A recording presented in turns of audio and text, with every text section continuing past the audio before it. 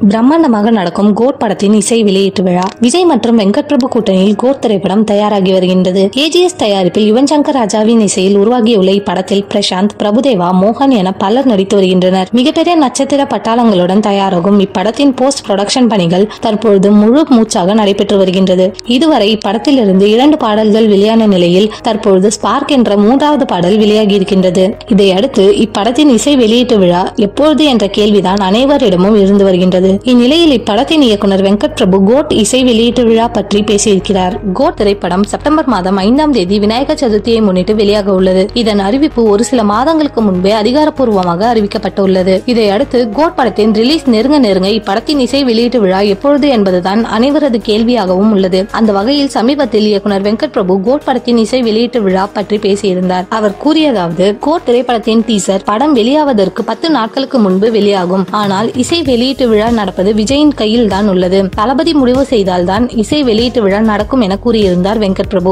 எப்படியாவது விஜய் கோட் இசை வெளியீட்டு விழாவிற்கு ஓகே சொல்ல வேண்டும் என விஜய் ரசிகர்கள் ஏங்கி வருகின்றனர் என்பது குறிப்பிடத்தக்கது. வெங்கட் பிரபு மற்றும் விஜயின் கூட்டணியில் தயாராகவும் கோட் திரைப்படம் வெளியாக இன்னும் 1 மாத காலம்தான் உள்ளது. எனவே விரைவில் இப்படத்தின் இசை வெளியீட்டு விழா நடைபெறும் என விஜய் ரசிகர்கள் எதிர்பார்த்திருந்தனர். ஆனால் தற்பொழுது வந்த தகவலின்படி இசை வெளியீட்டு விழா நடப்பது அடுத்த வாரத்தில் அறிவிப்பு வெளியாகலாம் என கூறப்படுகிறது.